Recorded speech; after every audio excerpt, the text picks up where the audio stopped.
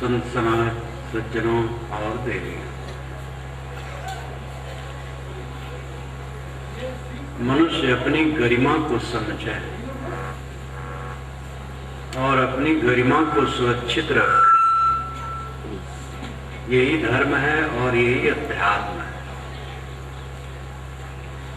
अपनी गरिमा को ये समझता नहीं, भटकता।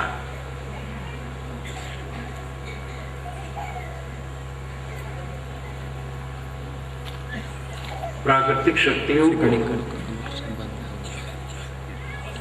देवता मान करके कभी बड़ी प्रार्थनाएं की गई थी,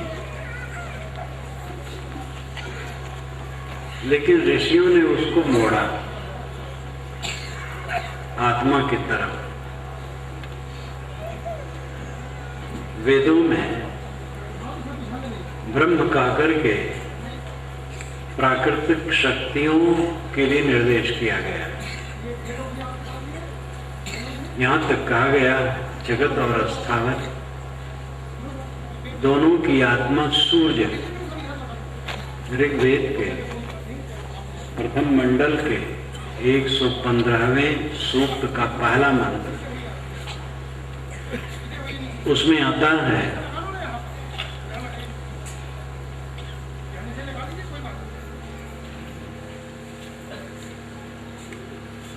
आता है कि जगत और अस्थावर की आत्मा सूर्य।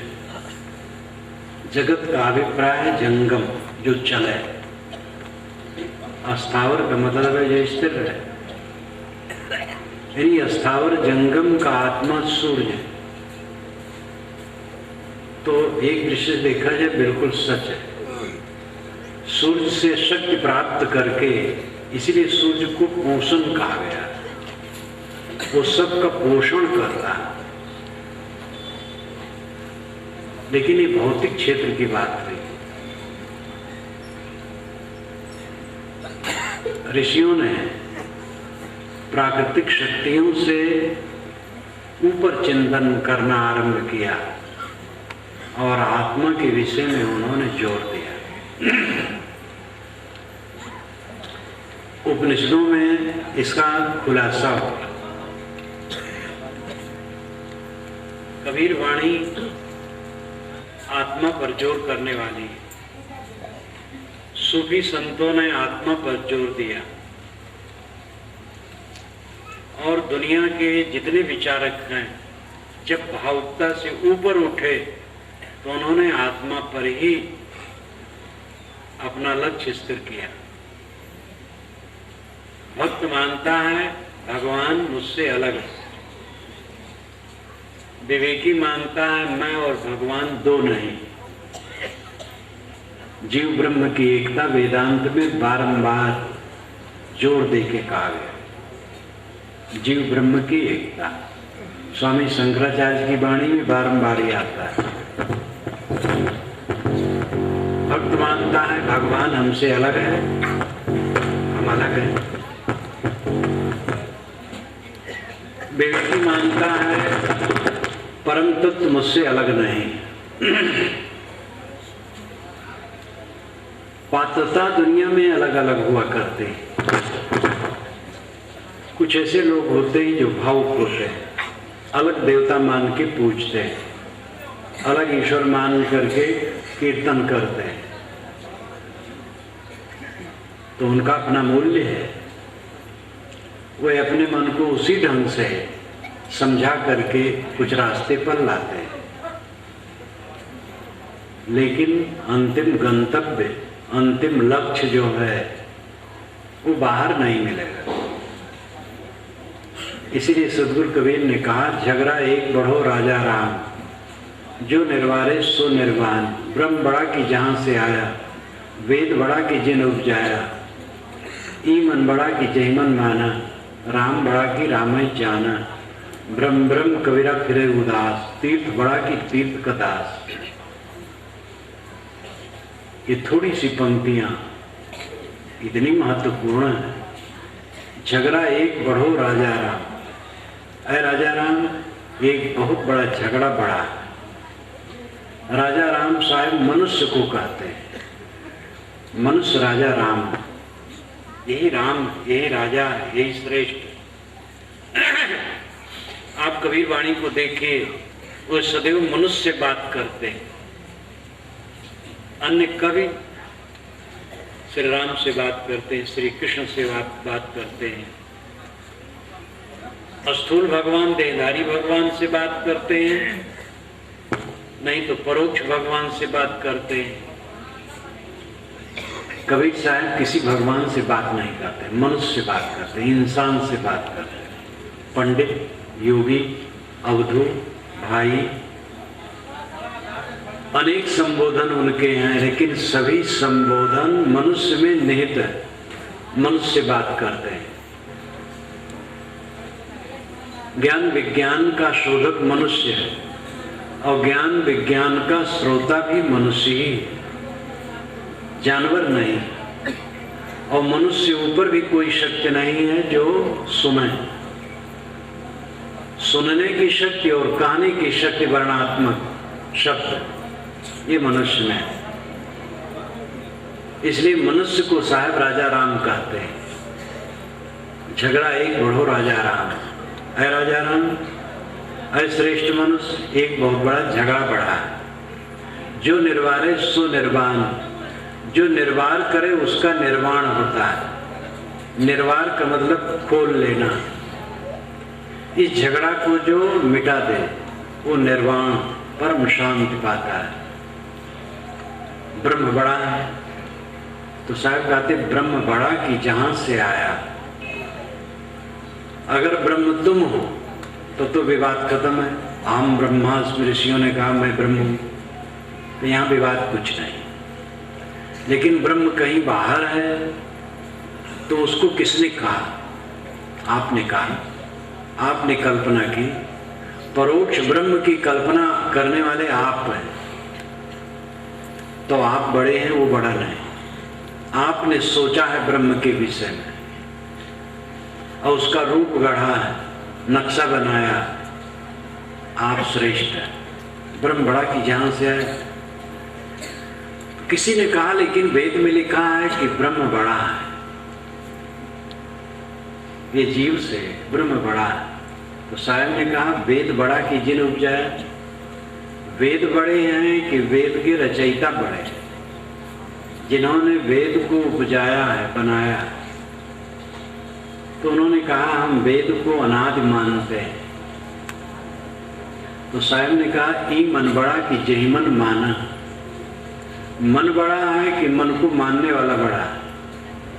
तो मन को मानने वाला बड़ा है। राम बड़ा कि राम ही जाना। तब उन्होंने कहा सब ईश्वर की माया, हम कुछ नहीं कर सकते। तो साहब ने कहा राम बड़ा कि राम ही जाना। ईश्वर बड़ा है कि ईश्वर को जानने वाला बड़ा है, ईश्वर की कल्पना करने वाला बड़ा है। ब्रह्म ब्रह्म कबीरा फरे उदास। संसार के लोग भटकते हुए उदास फिरते हैं तीर्थों में कि तर जाएंगे, गंगा जमुना नदियों में नहाएंगे तो तर जाएंगे। साहब कहते तीर्थ बड़ा कि तीर्थ का दास। तीर्थ बड़ा है कि तीर्थ का दास बड़ा है। इन चार पंक्तियों में अर्थ यह है कि ब्रह्म की कल्पना करने वाला, ईश्वर की कल्पना करने वाला, वेदों का रचयिता, मन को मानने वाला और समस्त मानसिक सृष्टि का सृजक, तीर्थों की स्थापना करने वाला, सारे ज्ञान विज्ञान की खोज करने वाला, सबका स्थापक कौन है? इसमें कोई विवाद की बात नहीं। मनुष्य, दुनिया के समस्त शास्त्रों की रचना मनुष्यों ने की। समस्त देवी देवताओं का सृजन मनुष्यों ने किया। समस्त ईश्वरों की अवधारणा मनुष्यों ने की।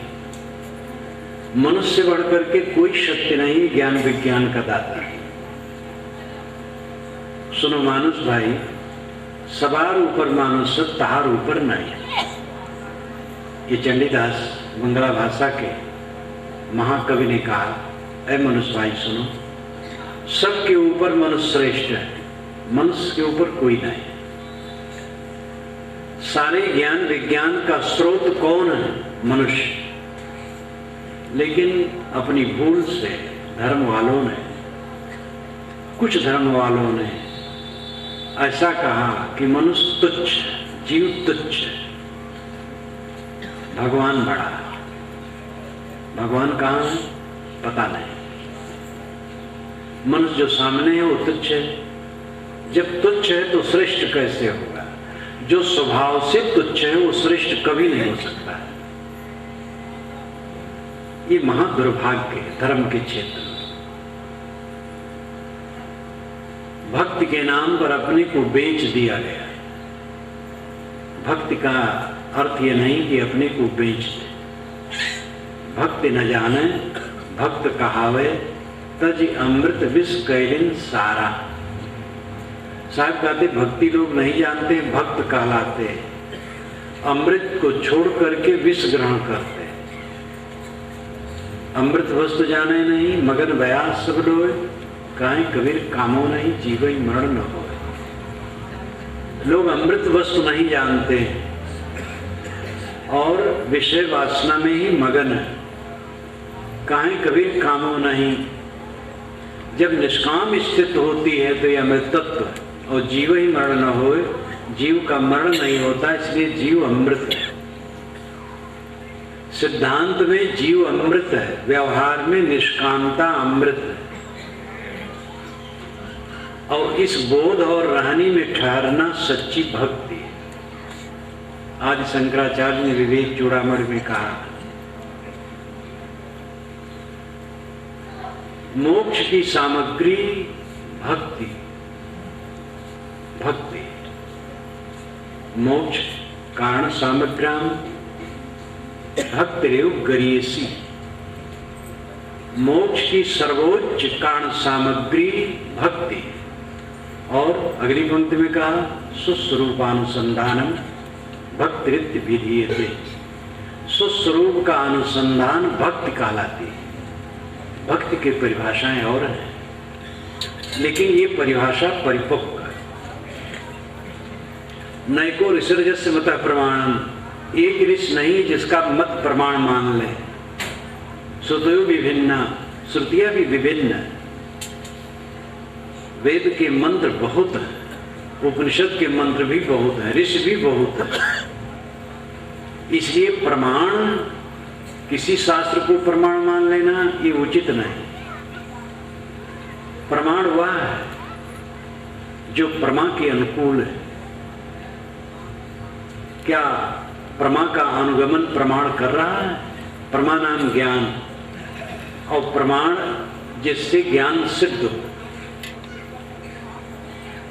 प्रमाण है कि राजा सगर की पत्नी सुमति से 60,000 बच्चे एक साथ पैदा हो गए और वो छोटे छोटे कीड़े सरीखे थे। तो धाय बुलाई गई तो 60,000 घड़ा घी का रखा गया, उसमें एक एक को डाल दिया गया और सब खा खा करके जवान होके निकल आए। ये प्रमाण है ग्रंथ का। तो क्या प्रमा का ये अनुगमन करता, ज्ञान का अनुगमन करता? हमारा ज्ञान क्या है? हम देखते हैं कि मनुष्य योनि में नारी से एक बच्चा होता है, कहीं जुड़वा होता है। 60,000 बच्चे होते कहीं देखा नहीं गया। तो प्रमा का अनुगमन ये प्रमाण नहीं कर रहा है। महाराज राम का जब जन्म हुआ तो अयोध्या में उत्सव मनाया जाने लगा, जन्मोत्सव। तो 1 महीना तक सूरज आकाश में रुक गया। जन्मोत्सव देखते देखते विमोहित हो गए। मास दिवस का दिवस भा मर्म न जाने कोय, रथ समेत रवि थाक्यो निशा कवन विधि हुए। मास दिवस का दिवस हो गया, 1 महीने का दिन हो गया। मर्म न जाने कोई, लेकिन इसका मर्म कोई नहीं जाना, इसीलिए वाल्मीकि जी ने लिखा नहीं। वाल्मीकि रामायण में नहीं, वो मर्म नहीं जाने। जब कोई नहीं जाना तो वाल्मीकि जी कैसे जाने? लेकिन 16वीं शताब्दी में गोस्वामी जी जान गए, तो उन्होंने लिखा कि महाराज राम के जन्मोत्सव में 1 महीना सूरज आकाश में खड़ा रह गया। ये प्रमा का अनुगमन नहीं करता, ये प्रमाण प्रमा का अनुगमन नहीं करता। सूरज रुक नहीं सकता, वैज्ञानिक दृष्टि से तो पृथ्वी घूमती है, लेकिन सूरज में भी अपनी क्रिया।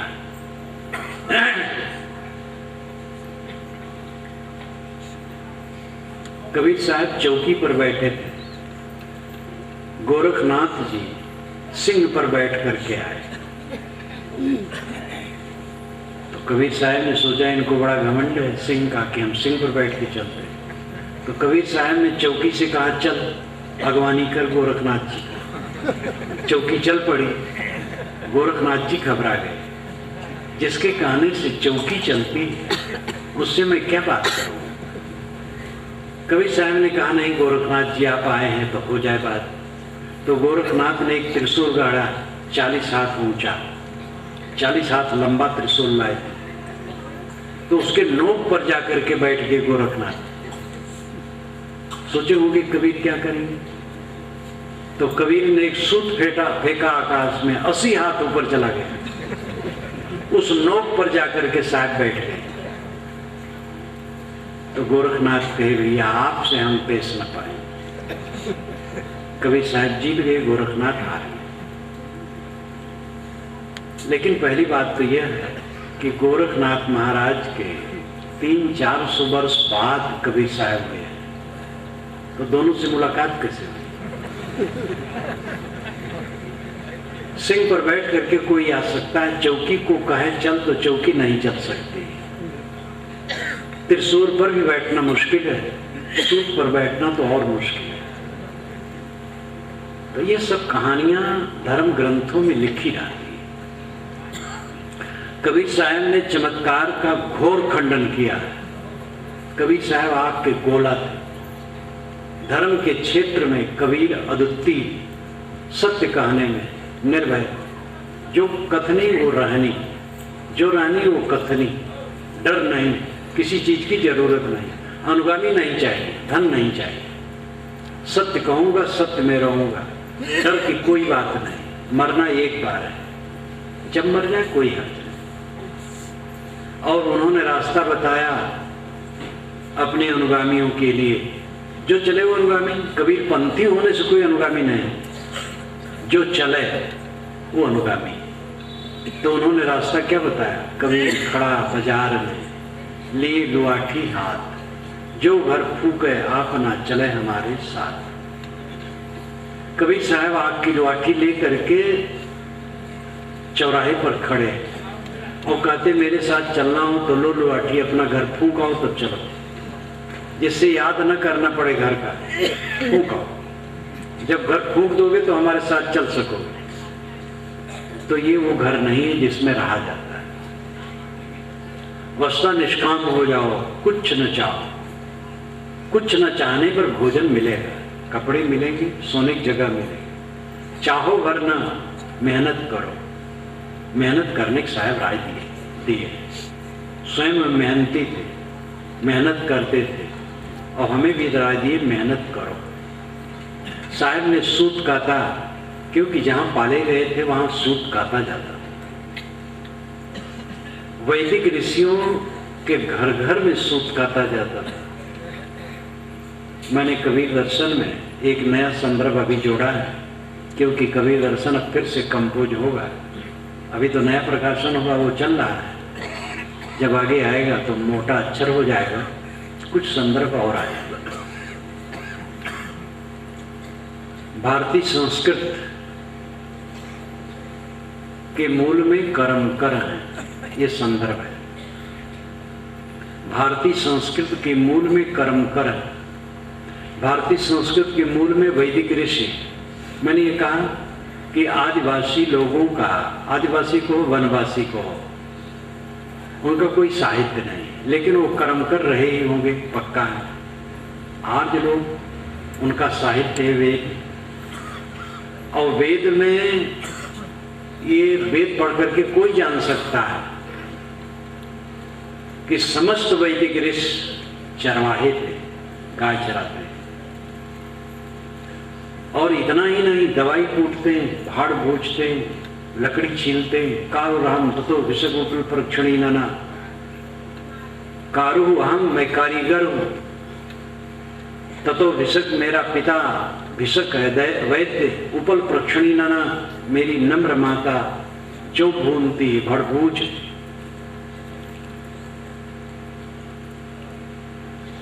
वैदिक ऋषि कर्म कर और उदार होके अपने कहते हैं, हल ज्ञानी चलाता है, सीरा जुंजत कवयो, कवि नाम ज्ञानी। हिंदी में तो कवि का अर्थ है जो कविता लिखे और एक बोतल शराब पी करके मंच पर कविता गावे, लेकिन संस्कृत भाषा के अनुसार कवि का अर्थ है क्रांति दृष्टा, आर पार को देख लेने वाला ज्ञानी। और उसके लिए ऋषि कहते हैं सीरा युंजंत कवयो, सीर का अर्थ है हल, सीरा बहुवचन में, ज्ञानी लोग हल चलाते हैं। इंद्र से हल चलवाया गया है, ये सब मैंने उदाहरण दिया है। कबीर साहब उन्हीं कर्म करों के पक्षधर, उन्होंने बारंबार अपनी को जुलाहा कहा, जुलाहा घर में पाले गए, जुलाहा कहा। गीता में बारंबार यादव यादव श्री कृष्ण को कहा गया, गाय चराते थे। हजरत मोहम्मद बकरी चराते थे। संत ईसा बढ़ई का काम करते थे।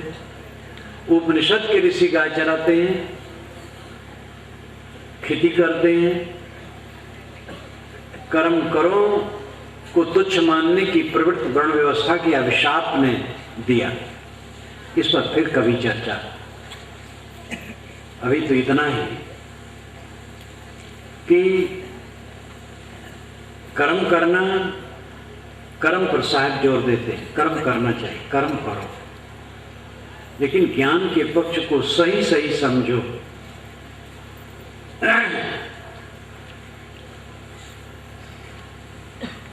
मनुष्य का अस्तित्व सर्वोच्च, आप अपने महत्व को समझें।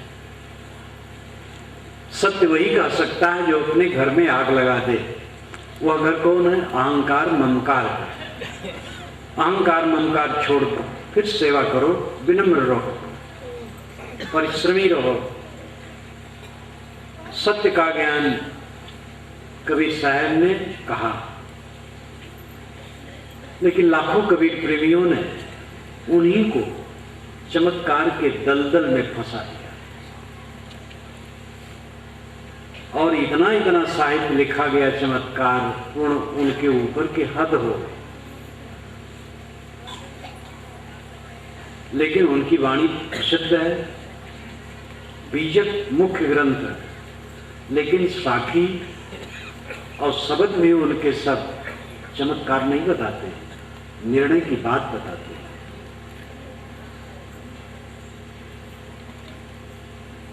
अपने महत्व को हर इंसान समझे, चाहे उसको चेतन कहें, चाहे आत्मा कहें, चाहे जीव कहें, चाहे रूह कहें, चाहे सोल कहें, चाहे राम कहें, चाहे अल्लाह कहें। परमार्थ परक जितने अर्थ हैं शब्दों के, वो सारे शब्द आपके अस्तित्व के बोध के लिए। राम आप है, ब्रह्म आप है, खुदा आप है, गॉड आप है, चेतन आप है, जीव आप है। आपका अस्तित्व महान है। मनुष्य का दिमाग देवी देवताओं की रचना करने का विशाल कारखाना है। सारे देवी देवताओं का सृजन मनुष्य के मस्तिष्क से हुआ है, और वो रो रहा है, गिड़गिड़ा रहा है कल्पित देवी देवताओं के सामने। अपने को नहीं समझ रहा है, अपने को तुच्छ कहा गया। जीव तुच्छ, जीव तुच्छ है तो श्रेष्ठ कौन है? ये अपने अज्ञान से अपने को तुच्छ कहा रहा है। ज्ञान विज्ञान का स्रोत कहीं है ही नहीं। पानी का स्रोत है, तेल का स्रोत है, कोयले की खदान है, रत्नों की खदान है, लेकिन ज्ञान की खदान और ज्ञान का स्रोत कहीं नहीं मनुष्य के अलावा। मनुष्य जीव ये चेतन आत्मा सर्वश्रेष्ठ है। आप अपनी श्रेष्ठता को समझिए। आप तुच्छ नहीं है, महान है। लेकिन ये महानता तब चरितार्थ होगी जैसे ये महान है वैसे मल विक्षेप आवरणों को दूर करके स्थित हो जाए। विकारों से गंदगी, विकारों का त्याग सच्चा भजन है। मनोविकार, वाणी के विकार, कर्म के विकार, ये विकार हमें धूमिल करते हैं। भक्ति उपासना का जो आलंबन है, उसके आलंबन को हम 3 हिस्से में बांट सकते हैं। परोक्ष ईश्वर या देव, प्रत्यक्ष मूर्तियां और संत सद्गुरु। परोक्ष जो ईश्वर हम देव की उपासना करते हैं वो हमारी अवधारणा, और पवित्र अवधारणा होने से उसमें भी कुछ लोगों को लाभ मिलता है। ईश्वर मान करके, देव मान करके परोक्ष में प्रार्थना करते हैं, नमाज पढ़ते हैं, इबादत करते हैं, तो कुछ समय खटपट से अलग होकर के थोड़ा अपना मन संसार से हटाते हैं, इसलिए ठीक है। मूर्ति रख करके कुछ लोग पूछते हैं, वे भी एक दुनियादारी से अपने मन को हटाते हैं। लेकिन मूर्ति कभी बोल नहीं सकती, बोध नहीं दे सकती, और ईश्वर और देवता भी बोध नहीं दे सकते, वो भी बोलते नहीं। बोलने वाले संत गुरु मनुष्य, जहां से आपको बोध मिलता है, पवित्र रहने की प्रेरणा मिलती, उनको हम संत गुरु कहते हैं। वो उपासना बड़ी, वहीं से बोध होता है। इसलिए उपनिषद के ऋषियों ने और निर्गुणी धारा के संतों ने तो गुरु को श्रेष्ठ माना ही। उपनिषद अर्थ ही इसीलिए बना, शब्द ही बना, उपनिकट निषद बैठना, गुरु के निकट बैठना। प्रवाह जयवल के पास सत्यकाम उद्दालक बैठ करके, और अंततः सत्यकाम उद्दालक के पास बैठकर, जनक याज्ञवल्क्य के पास बैठकर, और इसी प्रकार नारद सनत कुमार के पास बैठकर ज्ञान प्राप्त किए। ऐसे अनेक ऋषि।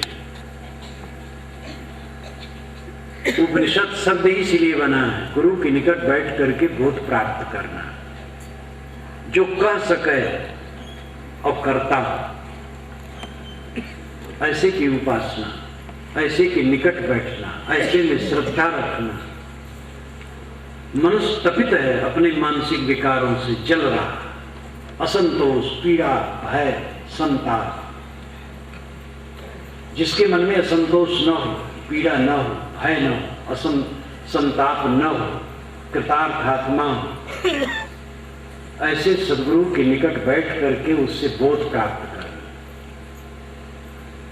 और उसके जीवन से प्रेरित होना, ये उपासना है। ये सच्ची उपासना, जीवंत उपासना। सूफी संतों ने भी इसी पर जोर दिया। आप सूफी संतों में जाइए, इतनी गुरु भक्ति है क्या पूछना। अब गुरु नाम रख करके चालबाजियां भी खूब हो रही हैं। धोखेबाज गुरु पहले भी रहे, आज भी हैं, आगे भी रहे। हर जगह 2 नंबर का माल रहता है, आपको छान विचार करना पड़े। सब गुरुओं का गुरु कौन है? सब गुरुओं का गुरु मनुष्य जीव है। इसी को छानना पड़ेगा, ये सही गुरु है, गलत गुरु। तो उपासना के आलंबन परोक्ष ईश्वर और देव, प्रत्यक्ष मूर्तियां और संत सद्गुरु। ईश्वर और देव और मूर्तियों की उपासना करने वाला भी कुछ संतोष पाता है, लेकिन बोध नहीं होगा। जीवन बीत जाएगा, बोध नहीं हो, और अंतिम स्थिति नहीं है। जो बोलता है और उस बोध की रानी में रहता है, वो गुरु, वो संत, उनकी उपासना से कल्याण होगा। और गुरु यही बताता है, जो मैं हूं वही तू है। तू अपने को देख, अपने में ठहर। हम रात में चल रहे थे, किसी गांव में जा रहे थे, एक गांव मिला, वहाँ के लोगों से पूछा, रामपुर गांव भैया मुझे जाना है, कहाँ? उसने कहा महाराज जो देखिए जो प्रकाश जल रहा है वही रामपुर गांव, नजदीक आ गए, आधा किलोमीटर। मैं प्रकाश देखते देखते वहां गया, लेकिन जब वहां गया तब प्रकाश को नहीं देखा, प्रकाश में देखा। वहां जाऊं और प्रकाश देख करके खड़ा रहूं तो लोग समझेंगे पागल है।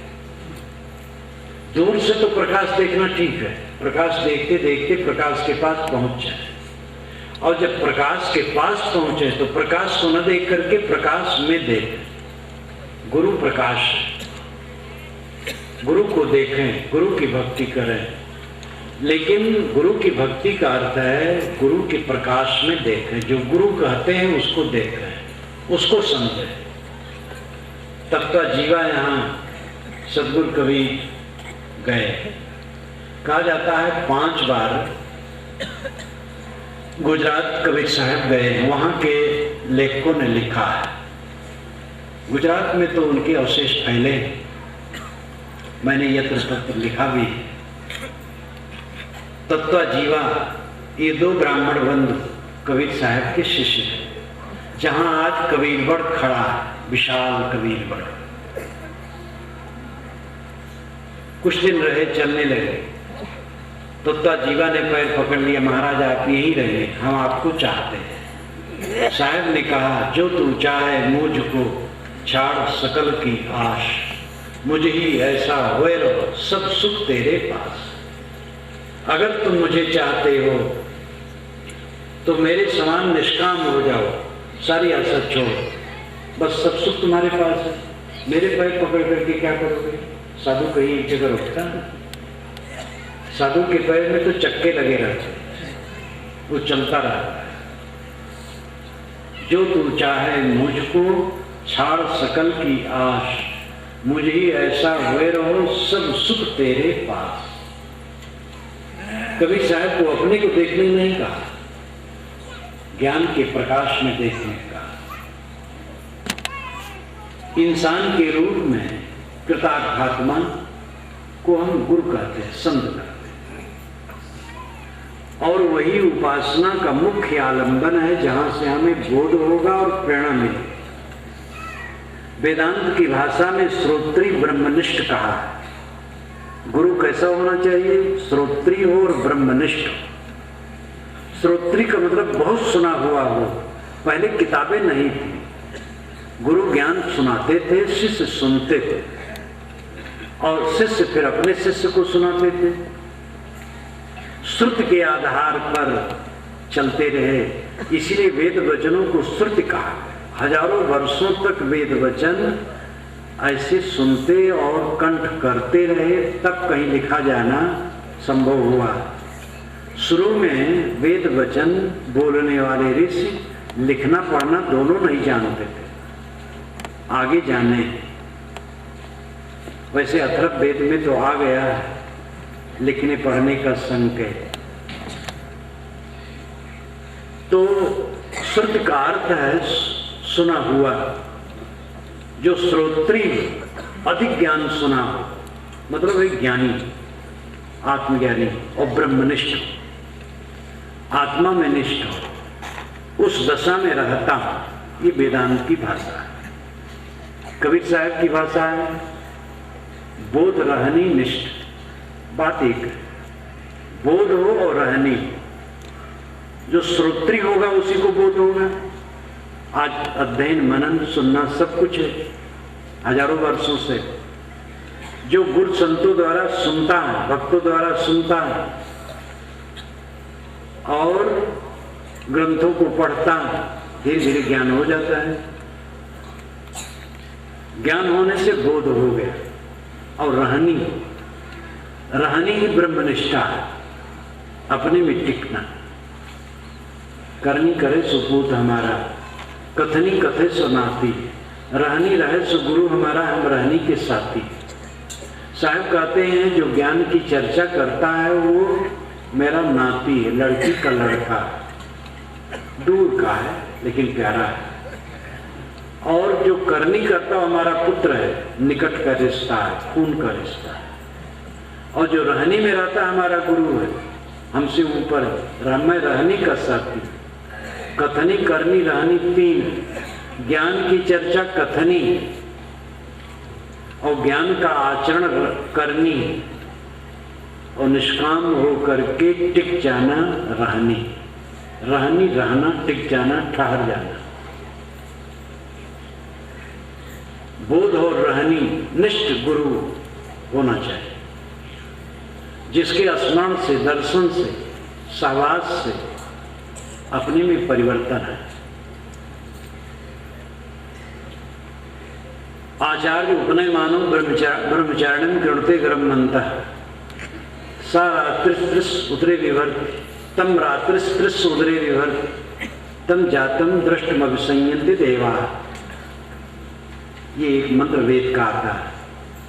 आचार्य उपनय मानो, आचार्य उपनय मान होता है, खींच लेने वाला होता है। गुरु को वहां आचार्य कहा गया।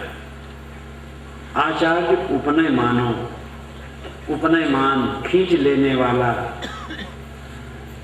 सदगुरु सत्पात्र शिष्य को अपनी तरफ खींच लेता है और इतने नहीं करता है। ब्रह्मचारिणीं गृणते ग्रह्मन्तः, उस ब्रह्मचारी को, साधक को अपने गर्भ में कर लेता है, पेट के अंदर कर लेता है।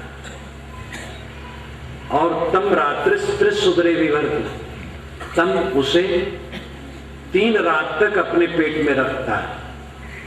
तम जातम दृष्टमभिसंयन्ति देवाः, तब जब वो पैदा होता है तब देवता लोग उसके दर्शन के लिए आते हैं।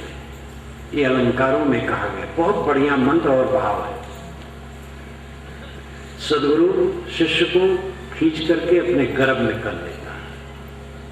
आध्यात्मिक, आदि भौतिक, आदि दैविक, ये 3 अविद्याएं हैं। इन 3 अविद्या रूपी रात्रि जब तक खत्म नहीं होती है तब तक शिष्य गुरु के गर्भ में रहता है। जब गुरु के ज्ञान से, उसके सहवास से ये तीनों अविद्याएं कट जाती हैं, तब वह पैदा होता है।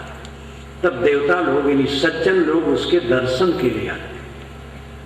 कोई साधक जब उसके सारे अज्ञान मिट गए और वो शीतल हो गया, तृण रहित आग की तरह शीतल शांत हो गया, तब जिज्ञास उसके दर्शन करके, उसका ज्ञान लेकर के कल्याण करते हैं। ये आदि दैविक, आदि भौतिक और आध्यात्मिक 3 अविद्याएं क्या हैं, इसका विवरण देने का अभी समय नहीं। समय से इस पर चर्चा करना चाहूंगा 3 दिनों में, किसी दिन।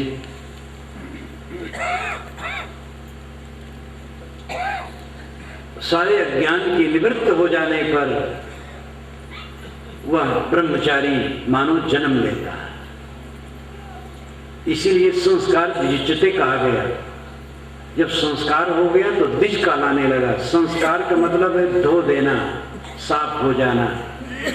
जब साफ हो गया तो दूसरा जन्म हो गया। आपसे गलतियां हो गई हैं, चिंता मत करो, अब गलती न करो बस। कितने लोगों से गलतियां हो जाती हैं तो बुढ़ापा तक कोई रोते हैं, ये भी एक कमजोरी है। एक किशोर अवस्था में गलती हो गई है आपसे, आचरण संबंधी और कुछ, बूढ़े हो गए वही सोच सोच करके ग्लान में चल रहे हैं, ये भी ठीक नहीं। गलतियां हो गई, गलती अब न हो बस। क्या दीवार गलती करती है? क्या एक खंभे गलती करेंगे?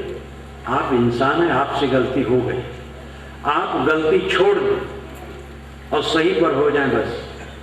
चरित्र संबंधी गलती हुई, अब संयमी हो जाए।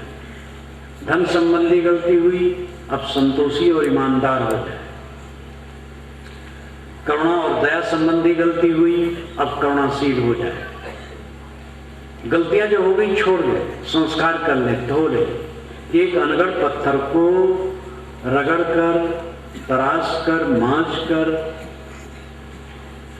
सुंदर मूर्ति का रूप या अनेक वस्तुओं का रूप दिया जाता है पत्थरों को, वो संस्कारित होता है। हीरा खदान से निकलता है, 10,000 अगर दाम है, तराशने पर 1 लाख हो जाता है, 10 गुना दाम बढ़ता है। आपका जीवन हीरा है, लेकिन हम जीवन को और खराब करते चले जाते, इसको मांझते नहीं। जवान हुए, तंबाकू भर ली मुंह में, पान भर ली, सुपारी भर ली, अच्छे अच्छे विद्वान अनेक दुर्व्यसनों में डूबे हैं, जीवन को खराब करते जाते हैं। जो गलतियां हुई उसकी चिंता मत करो, अब गलतियां न करो, तो मानो फिर से जन्म हो गया। संस्कार विजिच्यते, संस्कार हो गया तो द्विज हो गया, दोबारा जन्म हुआ हो गया। और रूढ़ करनी है क्या कि जनेऊ जिसके गले में डाल दिया गया और गायत्री मंत्र सुना दिया गया, उसका संस्कार हो गया, वो ब्राह्मण है। बाकी लोग ब्राह्मण नहीं हो सकते चाहे कितने ज्ञानी। ये महाकुसंस्कार है। ब्राह्मण हुआ है जो आत्मज्ञानी, जिसका मन निर्मल है और आत्मज्ञानी वो ब्राह्मण है। इसलिए वेदव्यास ब्राह्मण थे, धीवरी तनय हो करके, भंगिम तरह हो करके पराशर ब्राह्मण थे, शूद्रा का पुत्र हो करके नारद ब्राह्मण थे। इसी प्रकार आप आगे भी समझ रहे, जो ज्ञानी पुरुष हैं और निर्मल जीवन है वो ब्राह्मण है। उपनिषदों में तो ब्राह्मण उसी कहा गया है जो आत्मज्ञानी। तमेव धीरो विज्ञाय प्रज्ञान कुर्वीत ब्राह्मणा, ये बृहदारण्यक उपनिषद में कहा गया।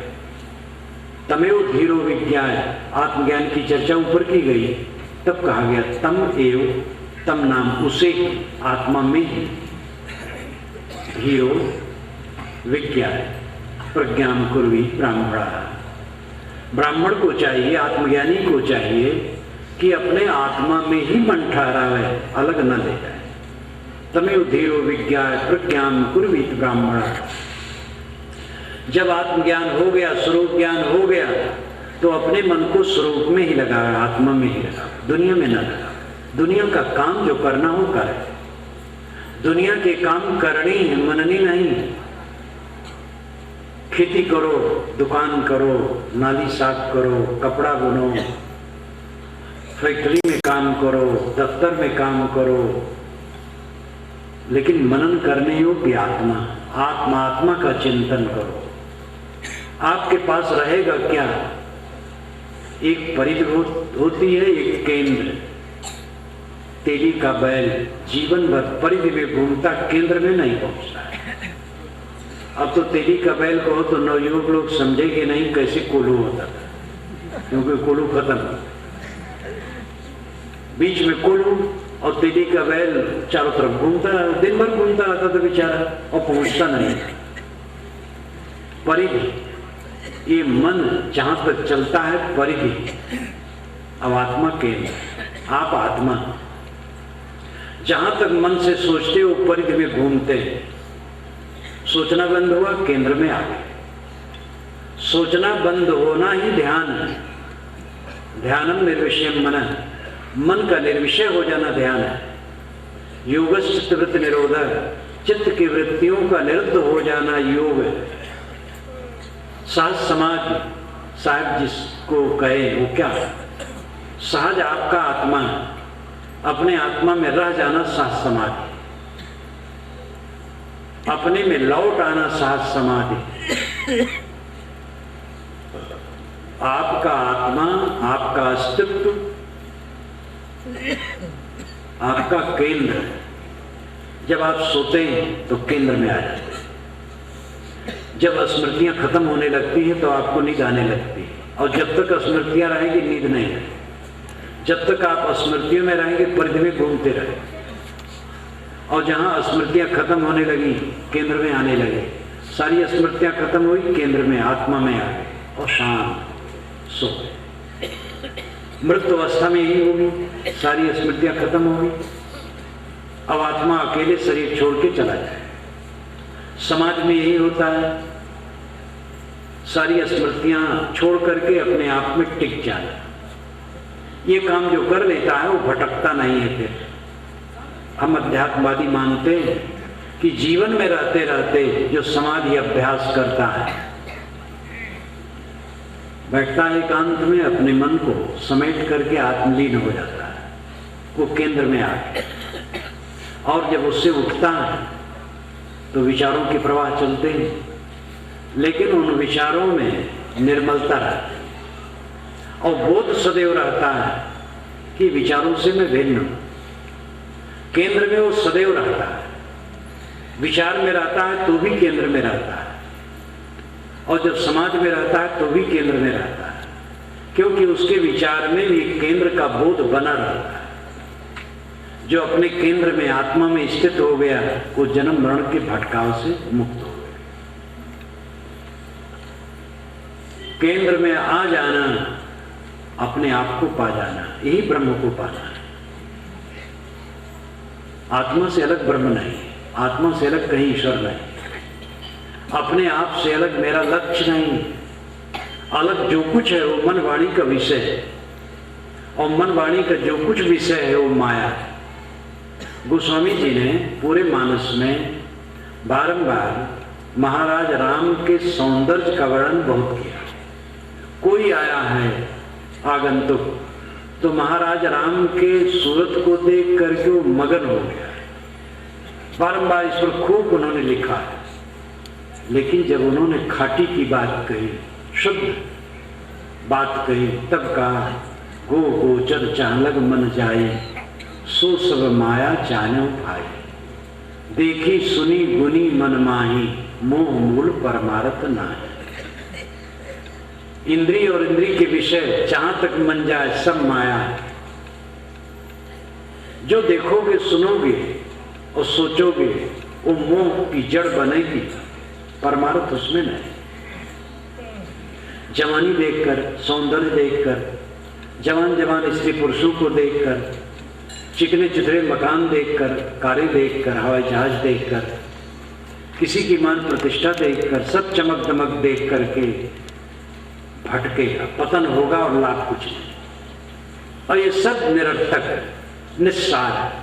4 दिन की चादरी फिर अंधेरी रात, बड़ी बड़ी राजे महाराजे जमीन में लीन हो गए। हमारे सामने जवाहर, गांधी, पटेल, जिन्ना, बृहत्तर भारत, पाकिस्तान और हिंदुस्तान और बांग्लादेश के अनेक नेता जमीन में चले। कौन यहाँ रहता है? दादा बाबा हो परपाजा जिनके अब भाणे हो, आंधर भय यो की फूटी तिनका है सच्छाड़े। इस संसार सार को धंधा अंतकाल कोई नाही हो, उपजत विंसत बार न लागे जो बादल की छाई हो। नाता गोता कुल कुटुंब सब इनकर कौन बढ़ाई, कहें कभी लेकर राम भजे बिन बूढ़ी सब चतुराई। राम भजन आत्मस्थिति, कभी साहब का राम भजन बाहर नहीं बजा, अपने में लौट आना। केंद्र में आ गए, राम में आ गए। परिधि में आदमी जीवन भर घूमता रहता। परिधि, मन परिधि, जहां तक सोचो वो परिधि, चक्कर है, काटते रहो चक्कर। मन का भटकना बंद हुआ, केंद्र में आ गए, अपने मूल स्थान में आ गए। वो मूल स्थान आपका सर्वश्रेष्ठ, उससे श्रेष्ठ कुछ नहीं। आप अपनी श्रेष्ठता को समझिए। इसी पर साहब ने कहा, झगड़ा एक बढ़ो राजा राम, जो निर्वारे सो निर्वाण। जो निर्वारता वही निर्वाण पाता है। आप तुच्छ नहीं, आप प्रतिबिंब नहीं, आप अंश नहीं, किसी ईश्वर के आप अंश नहीं। अनेक कुसंस्कार आए, जीव ईश्वर का अंश, ये महाकुसंस्कार। अंश नहीं, ये अविनाशी। अविनाशी अंश नहीं होता और अंश अविनाशी नहीं होता। इसको आप कहीं भी भुनाइए, इस ज्ञान को, और बातचीत कीजिए। अंश का मतलब टूटा हुआ है। एक लकड़ी 10 हाथ की है, एक फिट काट दी गई तो 1 फिट अंश हो गई, तो टूटी हुई चीज है, कटी हुई चीज है, और कटेगी, विकारी है। जब अविनाशी है जीवात्मा तो अंश कैसे है, और अंश है तो अविनाशी कैसे है? आप ये भी समझिए कि वैष्णव में विशिष्टा द्वैत मत केवल मानता है कि जीव ईश्वर का अंश है। द्वैत मत वाले नहीं मानते। वही वैष्णव जो द्वैत मत वाले हैं वो ये नहीं मानते जीव अंश है किसी का। तो इसलिए अंश है जीव, ये एक मत का कथन है, सार्वभौमिक सत्य नहीं, प्रमाण नहीं, प्रमाण वर्ग है। और इसके विरुद्ध भी प्रमाण है, नासा भाविका परमात्मा अंश जीवितवाच्यम, ये जीव किसी परमात्मा का अंश नहीं है। निष्कलम निष्क्रियम शांतम निर्वध्यम निरंजनम, ये तो निष्कल कला रहित अंश रहित है, निर्मल निरंजन है। ना जायते प्रेते वा विपश्चित नायम कुतश्चित न बभूव कश्चित, ये शुद्ध वचन है। न ये जन्मता है न मरता है, न किसी से होता न इससे कुछ होता है। नायम कुतश्चित न बभूव कश्चित, कुतश्चित कश्चित न बभूव, इन तीन पदों पर ध्यान दे। कश्चित कोई, कुतश्चित किसी से, न बभूव नहीं पैदा होता है। किसी ईश्वर ब्रह्म से जीव पैदा नहीं होता है। अजो नित्य शास्त्रों एवं पुराणों, ये तो अजन्मा है, शाश्वत है, पुराण पुरुष है। न हन्यते हन्यमाने शरीर, ये प्रमाण है। और ये प्रमाण प्रमा के अनुकूल है, ज्ञान के अनुकूल है। या तो जीव ये आत्मा को मानो कि विकारी है, नश्वर है। जब नश्वर है तो बातें खत्म सब। अगर अविनाशी है जिस पर सिद्धांत टिका है, तो जब अविनाशी है तो अंश कैसे हो गई? हम ईश्वर की पत्नी हैं, ईश्वर हमारा पति है। यह ईश्वर हमारी पत्नी है, हम उसके पति हैं। ये दोनों प्रकार की भक्ति चली, इस पर भी समय से चर्चा बन पड़ेगी तो करूंगा। ये सब कुछ संस्कार है। शुद्ध वचन ऐसे नहीं, न वेद में है, न उपनिषद में है, न छह शास्त्र में है। कबीर ने इसका खंडन किया है, लेकिन विद्वानों ने कबीर की वाणी में ही ये रसिक भाव ला दिया है। इसको आप कबीर दर्शन में देख सकते हैं और बीजक की व्याख्या में पूरा देख सकते हैं। इस पर भी अवसर आएगा तो चर्चा करूंगा। ना आप किसी की पत्नी है, न किसी के पति। ये आत्मा ये सब कुछ नहीं, न पत्नी है, न पति, न अंश है, न अंशी, न विकारी। ये निर्मल शुद्ध बुद्ध है। आपका स्वरूप शुद्ध बुद्ध है। आप दे नहीं, शुद्ध निर्मल आत्मा है। अपने को पहचाने, अपने को स्त्री पुरुष न माने, अपने को काला गोरा न माने, ब्राह्मण शूद्र न माने, हिंदू मुसलमान न माने, धनी गरीब न माने, शिक्षित अशिक्षित न माने, छोट बड़ा न माने। ये आत्मा निर्मल है और एक समान है मौलिक रूप में। देहोपाधि से ये चीजें हैं, कोई प्रतिभावान है, कोई प्रतिभाहीन है, कोई सुंदर है, कोई कुरूप है, इससे कुछ फर्क नहीं पड़ता। अंदर में जो आग की ज्योति, ज्ञान ज्योति, वो तो समान है। उस ज्ञान ज्योति में जो स्थित हो गया उसके लिए कुछ नहीं। शुद्ध के ऋषि कहते हैं कि काना आंख, शरीर काना हो गया तो आत्मा काना नहीं, शरीर कोढ़ी हो गया तो आत्मा कोढ़ी नहीं, शरीर अपंग हो गया तो आत्मा अपंग नहीं। आत्मा तो अजीर्ण है, वो जीर्ण नहीं होता है। शुद्ध बुद्ध निर्मल है। आप निर्मल है, उस निर्मलता को लाना है, खास बात है। अपने को पहचाने और अपने को पहचान करके अपने मन को निर्मल कर, यही अध्यात्म और यही धर्म है। ये किसी संप्रदाय की चीज नहीं है। संप्रदायों के रंग में रंग करके इतना अनर्थ किया गया है कि मेरे ही संप्रदाय से कल्याण और स्वर्ग है, दूसरे से नरक है, बंधन है। ये संप्रदाय ने बड़ा धमा चौकड़ी मचाया है और इस पर भी प्रसंग पड़ेगा तो कहा जाएगा। आप लोग जानते भी हैं, एक संप्रदाय दूसरे संप्रदाय को मानता है वो भव में भटकने वाले या नरक में जाने वाले। जो पुनर्जन्म मानते हैं वो कहते हैं दूसरे मत वाले चाहे दूध के धोए हो, उनका मोक्ष तब होगा जो हमारे मत में दीक्षित होकर साधना करें। अगर अच्छा काम करते तो स्वर्ग तक पाएंगे, बस मोक्ष नहीं पाएंगे। और जो पुनर्जन्म नहीं मानते हैं वो कहते हैं जो मेरे मत में नहीं होगा, दूध का धोया हो तो भी उसको नरक में जाना है, हमारे मत वाले ही स्वर्ग जाएंगे। ये सब संकुचितता है। स्वर्ग और नरक, मन की मलिनता नरक है, मन की स्वच्छता स्वर्ग है। मन का मोहग्रस्त रहना बंधन है, मन का निर्मोह हो जाना मोक्ष। इसलिए मोक्ष और स्वर्ग नरक और बंधन ये सब व्यक्तिगत विषय, संप्रदाय का विषय नहीं। लेकिन संप्रदाय ने बहुत धमाचौकड़ी की और साहब ने ये सब का खंडन किया। इसीलिए आपको मैं कई बार कहता हूं कि बीजक आप पढ़िए, पूरे बीजक में कबीर पंथ शब्द तक नहीं, न कोई नियमावली, सत्य का उद्घाटन है पूरे बीजक। वो एक ऐसे संत हुए हैं जो वैज्ञानिक दृष्टिकोण वाले हुए, धर्म में विज्ञान और भी संत किए, ऋषि मुनि भी किए, केवल कबीर ही नहीं किया इसी बात और जगह जगह है। लेकिन जंजाल हो, कबीर वाणी पढ़े एकदम बिल्कुल जो यहाँ कहते वही वहाँ कहते हैं। एक पंडितानी रहे यहाँ इलाहाबाद में, अभी शायद वो दोनों पत्नी यहाँ हैं। हमारी बीजक की व्याख्या वो दोनों खूब पढ़ते थे। तो अपनी भाषा में कहे, का साहब बाबा के माल में 2 नंबर नहीं। कवि साहब को बाबा कहते थे, बाबा के नाम में, बाबा के माल में 2 नंबर नहीं है। बीजक व्याख्या पढ़ती हूँ, कहीं 2 नंबर का माल नहीं, सब 1 नंबर का। तो अन्य संतों, ऋषियों, महर्षियों ने भी ज्ञान की बातें कही, लेकिन निर्छीर विवेक करना पड़ेगा। शंकराचार्य ने उपनिषद भाष्य में लिखा है कि सैकड़ों श्रुतियां परस्पर विरुद्ध, उनके व्याख्याकारों के आचार और मान्यताओं में अंतर है, इसलिए इसमें संगत बैठाना सबके बस की बात नहीं। मैं अपनी शक्ति और बुद्धि के अनुसार ये काम करूंगा। ये मैंने उपनिषद स्वरूप की भूमिका में उदाहरण दिया है। स्वामी शंकराचार्य अत्यंत विनम्र होकर के यहाँ उन्होंने कहा, बिल्कुल सच। इसलिए शास्त्रों के जंगल में आपको निर्णय करना पड़ेगा। कोई शास्त्र स्वतः प्रमाण नहीं, प्रमा के अनुसार प्रमाण होना चाहिए। यानी जो सच्चा ज्ञान है उसकी वकालत करे जो वचन, वही वचन माननी है, लिखा होने से माननी नहीं। तो मूल बात यह है कि आप हीन नहीं, आप तुच्छ नहीं, आप महान हैं।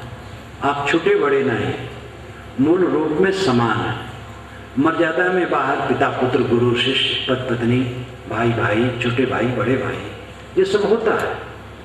आत्मा शुद्ध बुद्ध निर्मल है, अपने आत्मा को पहचाने और अपने आत्मा को ये मानसिक मलिनता के दलदल से निकाले। इसी के लिए सत्संग है, सेवा है, स्वाध्याय है, साधना है, और यही काम करने वाला मनुष्य सफल है।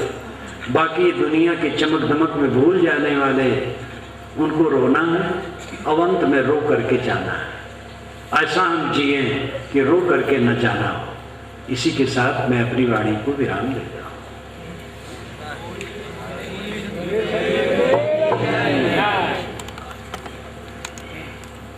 कबीर बारक संस्थान